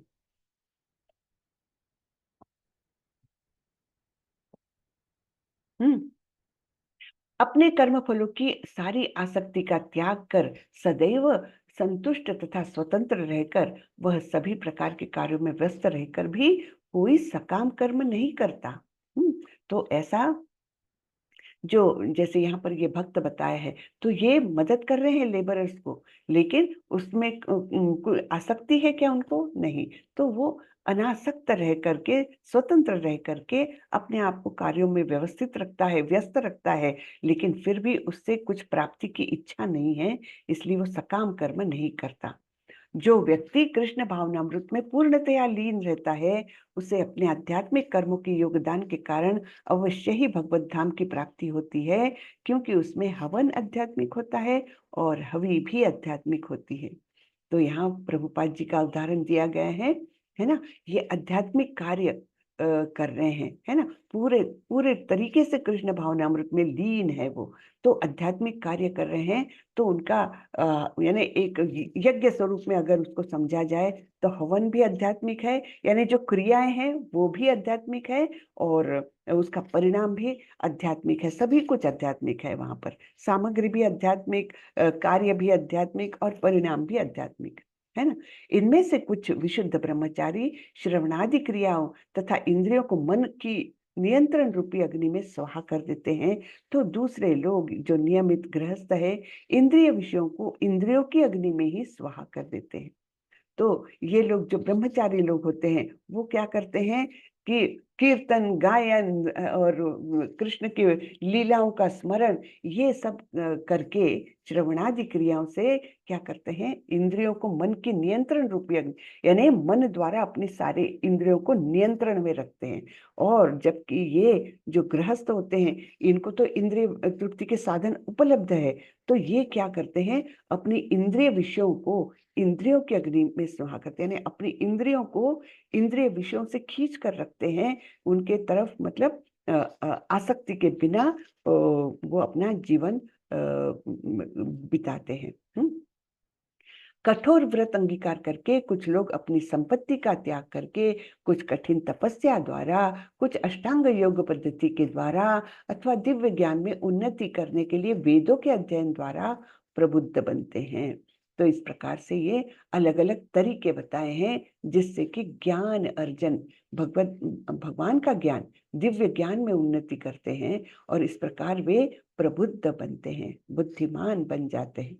तो तात्पर्य में हम देखते हैं मानव जीवन के चारों आश्रमों के सदस्य, यानी ब्रह्मचारी, गृहस्थ, वानप्रस्थ तथा सन्यासी पूर्ण योगी बनने के निमित्त है ना। तो हमने अभी 4 वर्ण देखे थे, ब्राह्मण, क्षत्रिय, वैश्य, शूद्र, और 4 आश्रम भी है ना। कौन से आश्रम है? ब्रह्मचारी, गृहस्थ, वानप्रस्थ और सन्यासी। ये सब वर्णाश्रम का निर्माण क्यों किया गया है? जिससे कि अपने आपने कर्तव्य करते हुए, अपने नियत कर्तव्यों का पालन करते हुए, और अपनी इच्छा अनुरूप, अपने रादर अपने गुणों के अनुरूप कार्य करते हुए भगवान के भक्ति करें, है ना। पूर्ण योगी बनने के लिए ये सब चारों आश्रम, वर्ण और आश्रम बनाए गए हैं। मानव जीवन पशुओं की भांति इंद्रिय तृप्ति के लिए नहीं बना है, अतएव मानव जीवन के चारों आश्रम इस प्रकार व्यवस्थित है कि मनुष्य आध्यात्मिक जीवन में पूर्णता प्राप्त कर सके। ब्रह्मचारी या शिष्यगण प्रामाणिक गुरु की देखरेख में इंद्रिय तृप्ति से दूर रहकर मन को वश में करते हैं, है ना। तो पहले कैसे होता था कि 5 वर्ष की आयु में बच्चे को गुरुकुल में भेज दिया जाता था, वहां पर गुरु के मार्गदर्शन में वो अपना ज्ञानार्जन करता था। वहां पर उसका मन भटकने के साधन बिल्कुल नहीं रहते थे, क्योंकि सिनेमा देख लिए या मोबाइल देख लिया या स्त्रियों से संग, है ना, ये सब बिल्कुल भी नहीं रहता था। तो इस प्रकार से उनका मन वश में हो जाता था, और वे कृष्ण भावनामृत से संबंधित शब्दों को ही सुनते थे। श्रवण ज्ञान का मूल आधार है। बहुत महत्वपूर्ण वाक्य है ये, है ना। श्रवण जो सुनने की क्रिया है, ये ज्ञान का मूल आधार है। हम बच्चों को भी देखते हैं ना, छोटे से बच्चे कैसे सीखते हैं? सुन करके सीखते हैं, है ना। हम कोई शब्द बोलते, फिर वो रिपीट करते हैं, तब वो उसका मतलब उनको ज्ञान अर्जित होता है सुनने से। तो श्रवण ही और आध्यात्मिक जगत में भी ये बहुत ही महत्वपूर्ण है। श्रवण सबसे बेसिक है जिसके द्वारा हम आध्यात्मिक जगत में प्रगति कर सकते हैं।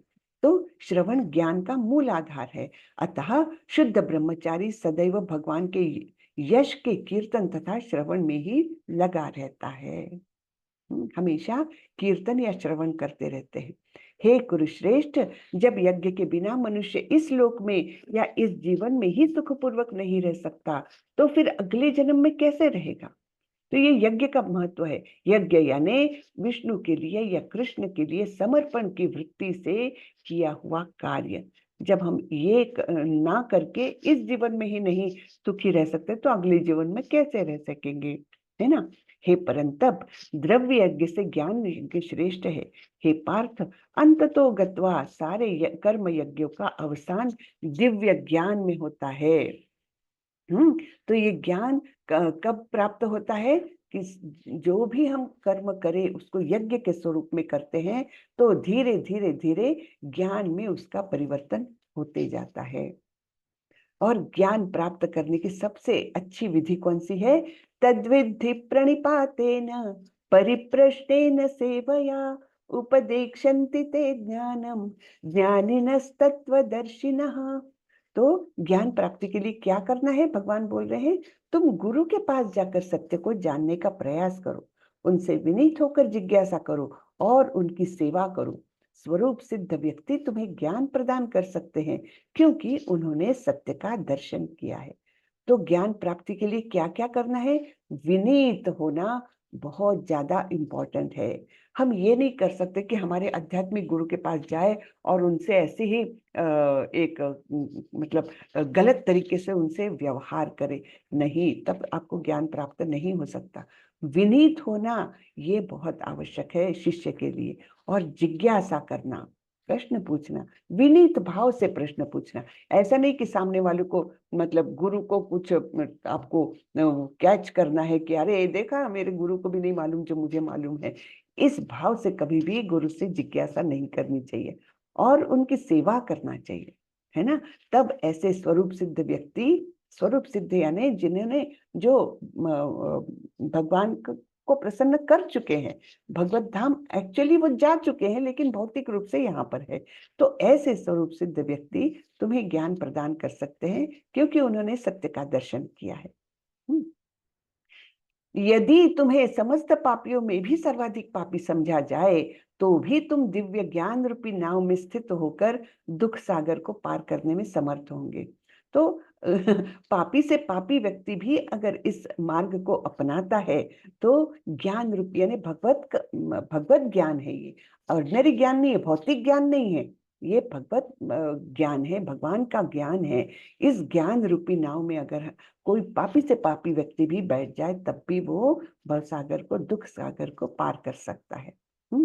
जैसे प्रज्वलित अग्नि ईंधन को भस्म कर देती है, उसी तरह हे अर्जुन, ज्ञान रूपी अग्नि भौतिक कर्मों के समस्त फलों को जला डालती है। तो ये ज्ञान जब हमको प्राप्त होता है कि हमारा अस्तित्व कैसा है, भगवान का अस्तित्व कैसा है, हमारा रिश्ता क्या है भगवान के साथ, इस प्रकार का जो ज्ञान है, तो वो हमारे सारे ही कर्मों के फलों को वो भस्म कर डालती है। ये ज्ञान। श्रद्धावान लभते ज्ञानम तत्पर संयतेन्द्रियः ज्ञानम लब्ध्वा पराम शांतिर् अचिरेणाधिगच्छति। जो श्रद्धालु दिव्य ज्ञान में समर्पित है और जिसने इंद्रियों को वश में कर लिया है, वह इस ज्ञान को प्राप्त करने का अधिकारी है, और इसे प्राप्त करते ही वह तुरंत आध्यात्मिक शांति को प्राप्त होता है। तो ये ज्ञान की प्राप्ति के लिए जो जिसने अपना जीवन ही समर्पित कर दिया है, तो ऐसे व्यक्ति के इंद्रिय भी वश में हो जाते हैं, और फिर उसको ये ज्ञान प्राप्त करने पर मन में एक शांति प्राप्त होती है।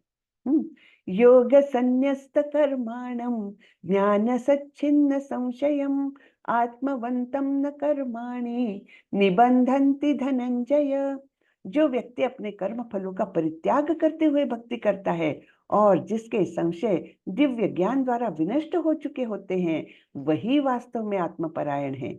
हे धनंजय, वह कर्मों के बंधन से नहीं बंधता। ठीक है।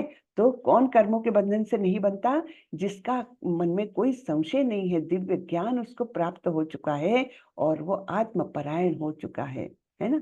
तो ऐसा भक्ति में लगा हुआ जो है, जिसने कर्म फलों का त्याग कर दिया है, वो उसके लिए कोई कर्म बंधन उत्पन्न नहीं होते।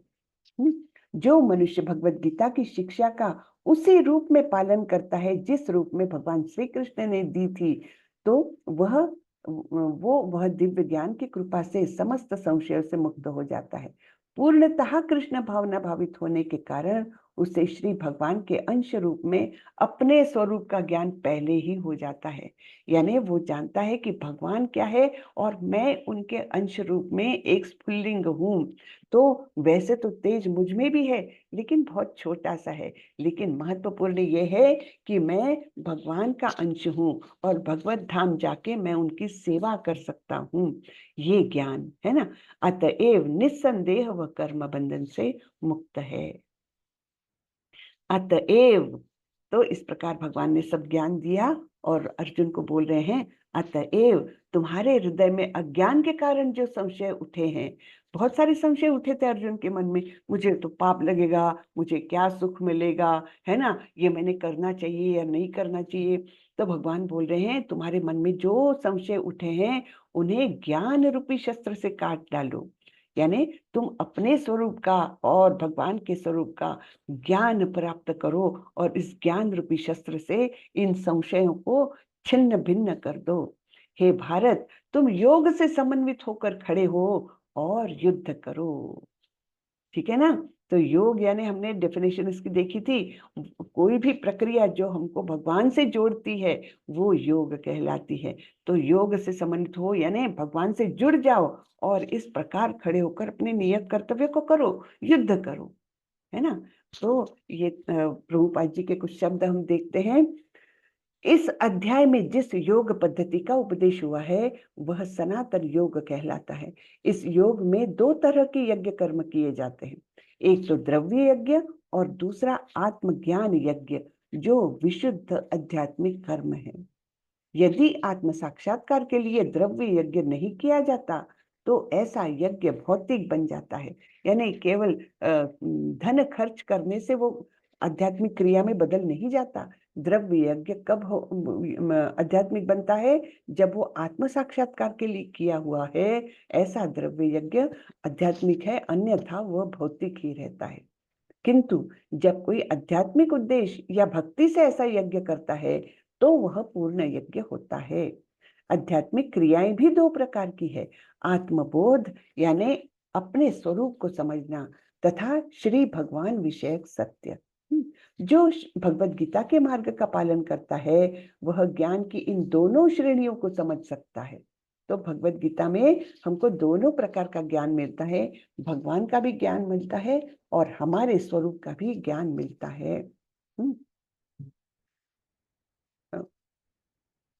ऐसा ज्ञान लाभप्रद है क्योंकि ऐसा व्यक्ति भगवान के दिव्य कार्यकलापों को समझ सकता है।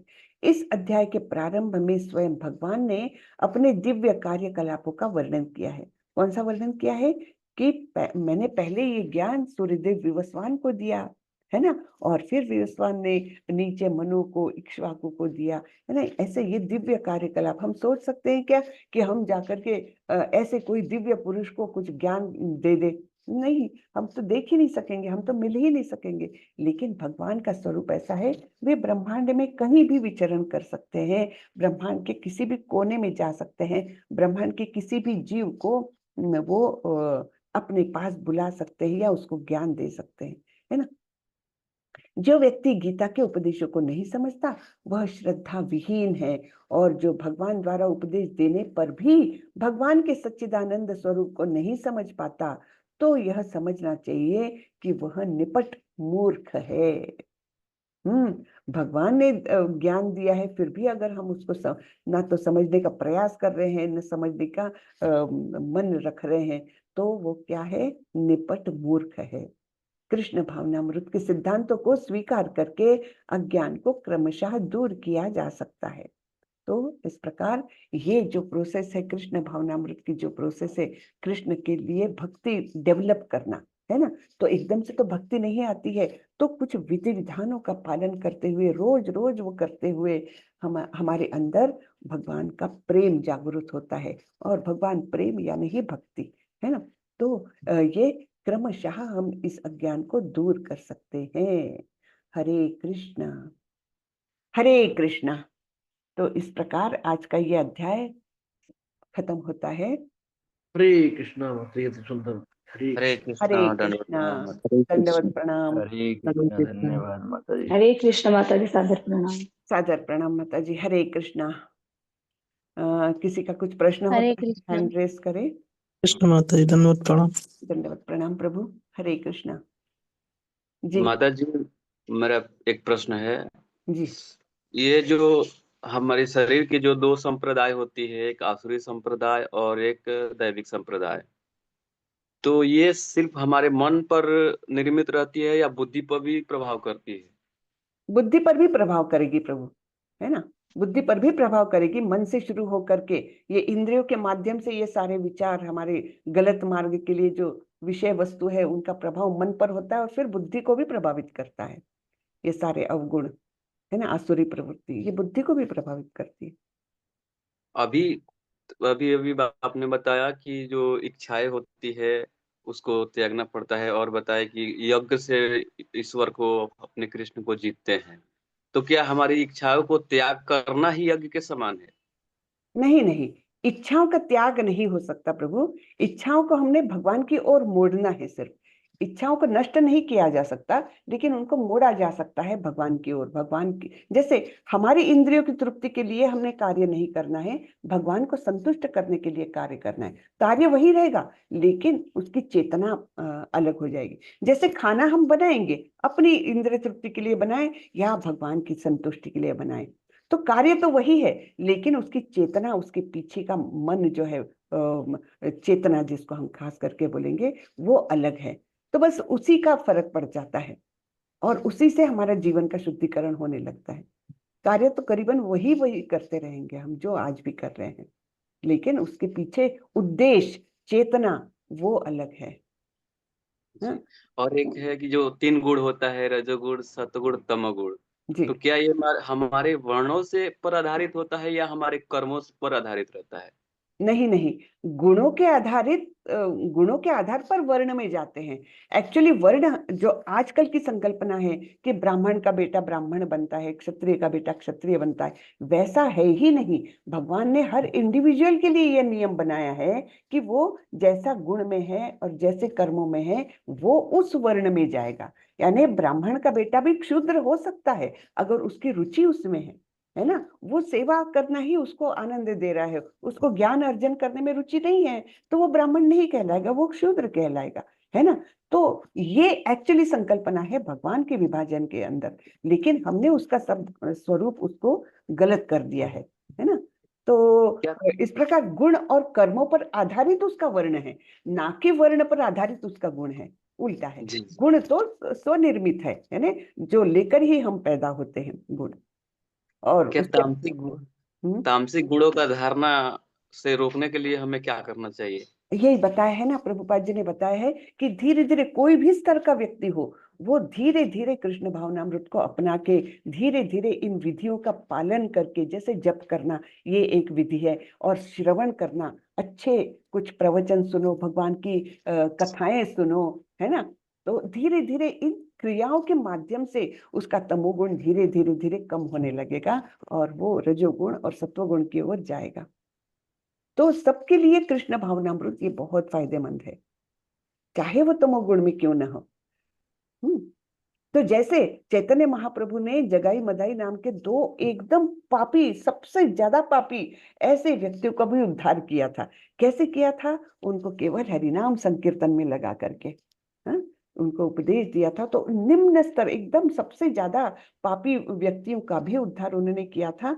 तो ये कृष्ण भावनामृत का प्रभाव है कि हम जैसे जैसे श्रवण आदि क्रियाएं करते हैं, कीर्तन करते हैं और भक्तों का संग प्राप्त करते हैं, तो हम में परिवर्तन आता है। तमोगुण रजोगुण उनका ह्रास होते जाता है और हम सत्वगुण में स्थित होने लगते हैं। ये होता है, धीरे धीरे होता है, लेकिन होता है जरूर। क्या ईश्वर को प्राप्ति करने में मन बुद्धि और आत्मा की एक होना जरूरी है?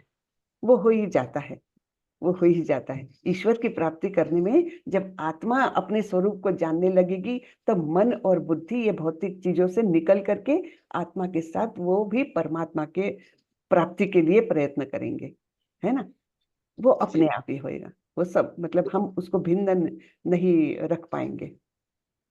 यदि इंद्रिया जो है किसी के वश में या किसी कारणवश फंसी हुई है मोह माया में, तो उसके लिए फिर तो बाधा आ सकती है ना। हाँ, तो ये इंद्रियों को इंद्रिय विषयों से खींचना है। इंद्रियों को इंद्रिय विषयों से खींच करके और उनको सेवा में लगाना है भगवान के। हमारे हाथ जो पाप कर्म में लिप्त है, वही हाथ अगर हम भगवान के लिए फूल तोड़ रहे हैं, भगवान की पूजा की सामग्री को जुटा रहे हैं, तो धीरे धीरे क्या होगा, उन बुरे कर्मों से वो अलगाव वंचित। होने लग जाएगा, है ना। तो जी। इंद्रिय विषयों से उनको खींचकर भगवान की सेवा में, छोटी छोटी सेवाओं में उनको लगाओ। हाँ, तो ऐसे जैसे इसको रुचि है, जिह्वा को रुचि है बहुत कुछ कुछ तला फला, कुछ कुछ खाने की रुचि है, उसको थोड़ा सा मर्यादित करके उसको भगवान का प्रसाद खिलाओ। तो वो जिह्वा जो सबसे कठिन इंद्रिय है कंट्रोल में आने के लिए, उसके लिए प्रसाद ये एक ही मात्र उपाय है, तो वो कंट्रोल में आती है ना। क्या अगर हम अपने मन को खींच करके लाते हैं और इंद्रियों को अपने वश में करते हैं, तो एक ईंधन के समान नहीं हो सकता है? जैसे कि एक हमें भोजन बनाते हैं, चावल पकता है तो भाप बन के उड़ता है। उस तरह से अगर हम अपनी इच्छाओं को एक तरफ खींच कर लाते हैं, तो इस प्रकार का दोष तो नहीं लगेगा ना। नहीं नहीं, इसमें दोष कोई भी नहीं लगेगा, क्योंकि हम कृष्ण की सेवा में हैं। कृष्ण को प्रसन्न करने के कोई भी प्रयास में पाप नहीं लगता। जैसे हमने देखा था दूसरे अध्याय में, है ना, जी। कि जो भी भक्ति में किया हुआ कर्म है उसमें कोई पाप से लिंपित नहीं होता। जैसे हनुमान जी, उन्होंने इतने सारे घर जला दिए, तो क्या उनको पाप लगा? नहीं, उन्होंने अपने रामचंद्र जी की सेवा के स्वरूप में वो कार्य किया। उन्होंने अपने अहंकार के लिए नहीं कार्य किया। देखा मेरी ताकत कितनी है, मैं जला सकता हूँ, ये अहंकार से प्रेरित होकर नहीं किया। केवल प्रेरणा थी, तो मेरे भगवान रामचंद्र जी को मैं कुछ संतुष्ट करूं, है ना। तो प्रेरणा जो यानी चेतना जो है, उसके पीछे की भावना जो है, वो क्या है, उस पर डिपेंड करेगा ना प्रभु। परंतु कृष्ण ने 11वें अध्याय में बोले हैं, अपनी अनुभूतियों में बताए हैं कि जितना भी कर्म कर रहे हैं वो सब मेरा ही कर्म है, वो करते मुझे ही प्राप्त करोगे, जो भी कर रहे हो करो। फिर इच्छा ऐसा कहाँ कहा है, जो भी करोगे मुझे प्राप्त करोगे, ऐसा तो मतलब दिया। अनुभूतियों में बताए हैं, अपने 82 विभूतियों के बारे में बताए हैं। विभूतियों के बारे में बताया, हाँ। विभूति विभूतियों में ऐश्वर्य बताया है 11वें, मतलब वो 11वें अध्याय में तो विराट रूप ही दर्शाया है ना। और उसमें, है ना, विराट रूप का दर्शन करा है 11वें अध्याय में तो। तो विभूतियों में बताए हैं कि जो भी कर्म कर रहे हो मेरे को ही समझ करके करो।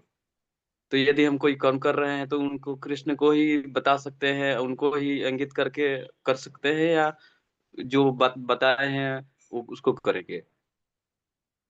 मुझे ये रेफरेंस समझ में नहीं आ रहा प्रभु, आप कौन सा बोल रहे हैं, समझ में नहीं आ ठीक रहा। है। ठीक है, जिस दिन वो आएगा फिर मैं हाँ इस हाँ, प्रश्न को करूंगा, जी ताकि जी, मतलब परफेक्ट होगा। हाँ हाँ, जी। जी। थैंक यू माता जी बताने हरे के लिए। कृष्ण। हरे मन कृष्णा की प्रभु जी। हरे मन में कृष्णा बहुत माता सारा जी। क्वेश्चन ग्रस्त रहता है, इसलिए जी, ठीक। हरे हरे कृष्णा कृष्ण। माता जी, दंडवत प्रणाम। दंडवत प्रणाम। माता जी, मुझे एक प्रश्न का मतलब बहुत ज्यादा संदेह है, और उसके लिए मैं अपने लिए नहीं, मेरे एक रिलेटिव है, उन्होंने इस्कॉन से ही दीक्षा ली है, जी और वो मतलब रहते बॉम्बे में है, और हमने देखा है कि वो काफ़ी उसके अंदर इन्वॉल्व है, सब कुछ है। लेकिन जो दीक्षा का पालन है, जैसे कि आप लोगों के इस्कॉन में लहसुन प्याज नहीं खाना और चाय नहीं पीना और माला का अच्छी तरह से जाप करना, वो अगर वो इतना गुरु दीक्षा लेके भी नहीं कर रहे हैं, तो उनका ये क्या दोष है, और वो क्यों नहीं कर पा रहे हैं? कोशिश करने के बाद में भी कई बार वो हमारे साथ में भी डिस्कस करते हैं कि हम इस्कॉन से बहुत ज़्यादा प्रसन्न हैं, हम इस्कॉन में पूरी तरह इन्वॉल्व होके सब कुछ आगे बढ़ चुके हैं, लेकिन ये चीज़ हमारे जीवन में क्यों नहीं हो पा रही है। हमने उनको आपकी क्लास का लिंक भी दिया है। जी तो नहीं, ऐसा क्यों हो रहा है ये तो मतलब ये उनके पूर्व जन्मों का बहुत ज्यादा परिणाम है उन पर कि वो आसक्ति उनकी मिट नहीं रही है। लेकिन ये करना ठीक नहीं है, क्योंकि देखिए हम जब दीक्षा लेते हैं ना तो गुरु महाराज हमारे सारे पाप कर्मों को ग्रहण करते हैं। बहुत बड़ी बात होती है वो। तो उसके बाद भी हम अगर ऐसे कर्म करते रहे जो विधि विधानों के अनुसार नहीं है, तो फिर जी इसका तो इसकी तकलीफ हमारे गुरु महाराज को होती है।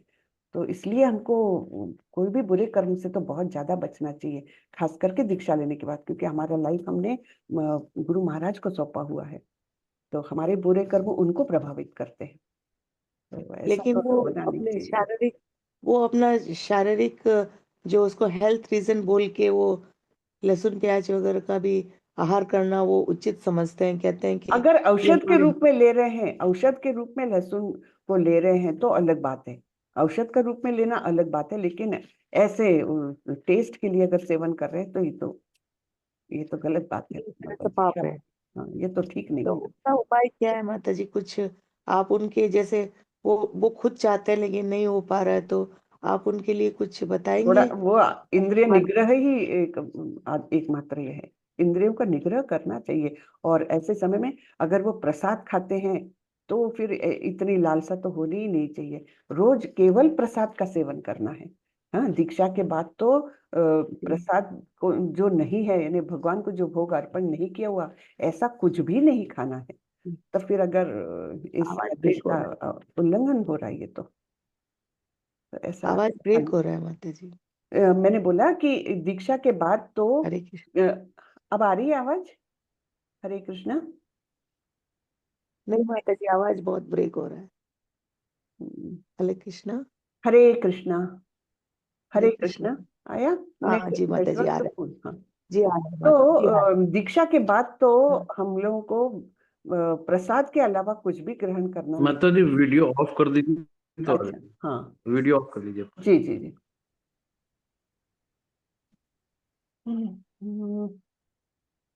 कृष्ण। हाँ। हरे कृष्ण माता जी, हरे वीडियो कृष्ण। ऑफ कर लीजिए तभी कर पता लिया। जाएगा। कर लिया फिर। हाँ अभी आवाज ठीक है? हाँ माता जी, हाँ। तो बिल्कुल ठीक है माता जी। दीक्षा के बाद हम लोगों को प्रसाद के अलावा कुछ भी खाना नहीं है, ऐसे निर्देश है। तो उसका पालन करें। अच्छा। और क्या बताएं, है ना? तो इंद्रिय नहीं निग्रह माता जी, करना ही जरूर जरूर। पड़ेगा, क्योंकि आप ये जब इंद्रिय अगर वो का एक ठीक से कर रहे वो हैं कर ना। control करना। हाँ जी। जी माता जी। जब जब के संग जब रहे माता जी। भक्तों के संग रहेंगे तो सब ठीक हो जाएगा। भक्तों हाँ का संग नहीं मिल पा रहा होगा उनको, हाँ, तो भक्तों का भक्तों संग का नहीं संग है। बहुत जरूरी है। जी माता जी, मैं उन्हें बताऊंगी इंद्रियों को थोड़ा वश में करके, हाँ, और जप करना है। जप अच्छे से करना है। जप अगर करेंगे तो बहुत सारे प्रॉब्लम्स अपने आप ही निकल जाते हैं। हाँ, तो उनको अच्छा। उनको बताइए कि ठीक माता तो जी। ये मेनली तो गुरु महाराज पर परिणाम होता है इसका, इसलिए हमको ऐसी चीजों से बहुत ही दूरी बनाए रखना चाहिए, बहुत ही ज्यादा। हम्म। रखना है। जी। धन्यवाद, प्रणाम माता जी, धन्यवाद। हरे कृष्णा। जी। माता जी हरे कृष्णा। हरे कृष्णा। जी धर्मेंद्र प्रभु। माता जी, ये मेरा अभी ये माता जी क्वेश्चन पूछ रही उनसे उनसे जुड़ा हुआ क्वेश्चन है हमारा भी जी। कि माता जी अपने ये मन में जो बुरे कर्म, ये पाप कर्म, ये आते ही क्यों जब सारी सृष्टि का संसार भगवान ने ही किया है तो? वही भगवान ने तीसरे अध्याय में अंत में बताया है ना, काम एष क्रोधेश। अर्जुन का यही प्रश्न था कि आते ही क्यों है पाप, मतलब पापी विचार और ऐसे पापमय विचार जो हमको पुश करते हैं, बुरे कर्म के करने में उद्यत करते हैं हमको। ये अर्जुन का प्रश्न था ना। तब भगवान ने क्या बोला था कि ये काम और क्रोध रूपी रजोगुण से आए हुए ये हमारे दुश्मन है, और इन दुश्मनों को हमको इंद्रियों के लेवल में ही भगा देना चाहिए। अन्यथा वो हमारे मन पर कब्जा करते हैं और बुद्धि पर भी कब्जा करते हैं, और फिर इस प्रकार आत्मा को भी कलुषित करते हैं। तो यहाँ इसलिए हमको इंद्रिय विषयों से इंद्रियों को हटाना चाहिए, अनासक्त होना चाहिए। इंद्रिय विषयों के प्रति, ये अपने आप नहीं होगा। इसके लिए एक तो उन इंद्रियों को भगवान की सेवा में लगाओ और दूसरा जप करो। ये दो कारगर उसके उपाय है कि जिससे हम पाप कर्मों से बच सकते हैं। ये जो हमारा जप है ना, इससे धीरे धीरे धीरे हमारे मन का शुद्धिकरण होता है। इसके लिए शिक्षाष्टकम नाम का एक मतलब 8 श्लोकों का संग्रह उन्होंने चैतन्य महाप्रभु हमको देकर गए हैं। उसमें पहला ही है, चेतो दर्पण मार्जनम भव महा दावाग्नि निर्वापणम। तो ये भगवान के नाम की ये महिमा है कि हमारा अंतःकरण वैसे ही धीरे धीरे धीरे मलिनता से शुद्ध होने लगता है, जैसे कि हम कोई बर्तन को मांजते हैं, है ना। धीरे धीरे वो बर्तन कैसे साफ होने लगता है, वैसा ही हमारा अंतःकरण भी साफ होने लगता है जैसे जैसे हम नाम लेते हैं। हाँ, तो ये नाम का महत्व है, नाम जप का महत्व है। ठीक है क्या प्रभु? क्या मैंने जी आपके जी जी माता जी। प्रश्न का उत्तर दिया हाँ मैंने? हाँ जी जी माता जी। जी। हरे कृष्णा। पाप में तो देखिए हम भौतिक जगत में है तो हमारे ऊपर ये तीनों गुण हावी होते रहते हैं, तो इनसे हमको धीरे धीरे धीरे तमोगुण से रजोगुण, रजोगुण से सतोगुण तक हमको प्रगति करना है, और उसके लिए नाम जप का आधार लेना है। सबसे बड़ा आधार वही है हमारा। ठीक है जी माता जी। जी, हरे ठीक कृष्ण। ठीक माता जी। जी माता जी हरे कृष्ण। जी, सौम्य माता माता जी जी का एक प्रश्न प्रश्न है। है मेरा। एक मिनट प्रभु, सौम्य माता जी का प्रश्न है, उनका ले लो फिर आती हूँ। सौम्य माता जी, आप कुछ पूछना चाह रहे हैं? हरे कृष्ण। सौम्या विठल माता जी, आपने हैंड रेस किया है। हरे कृष्णा। हाँ चलिए, कोई बात नहीं। हाँ, पूछिए प्रभु। माता जी, जो हम लोग तुलसी माता की पूजा करते हैं जी तो एक स्थान पर रखते हैं, जी। क्या हम उन्हें अलग अलग स्थान पर रख सकते हैं? जैसे कि समय के अनुसार शाम को उठा कर के कहीं हाँ और जो सूर्य की किरणें आए तो वहां पे, हाँ हाँ, रख सकते इससे हैं। कोई पाप नहीं ना लगेगा? नहीं नहीं नहीं, बिल्कुल नहीं, रख सकते हैं, बिल्कुल रख सकते मैं से उठाकर रखने के लिए शुद्धि अवस्था जरूरत है कि ऐसे भी रख सकते हैं नॉर्मली? हैं। शुद्ध यानी हाथ पैर धो करके, तो कम से कम हाथ पैर धो करके फिर उनको वो करें, स्पर्श करें। रख सकते हैं। हम्म, जी जी, ठीक है, जी हरे कृष्ण। थैंक यू माता जी। सौम्य माता जी, आपका कुछ प्रश्न है? मुझे लगता है नहीं है। तो चलिए हम आज का यहीं पर सत्र खत्म करते हैं। वाचा कल्पतरुभ्यश्च कृपा सिंधुभ्यैव च पतितानां पावनेभ्यो वैष्णवेभ्यो नमो नमः। अनंत कोटि वैष्णव वृंद की जय, श्रीला प्रभुपाद की जय। हरे कृष्ण। हरे कृष्ण सभी को। हरे कृष्णा माता जी। हरे हरे कृष्णा माता जी, दंडवत प्रणाम। दंडवत हरे कृष्ण प्रणाम। माता जी, दंडवत प्रणाम। दंडवत प्रणाम माता जी। हरे कृष्ण।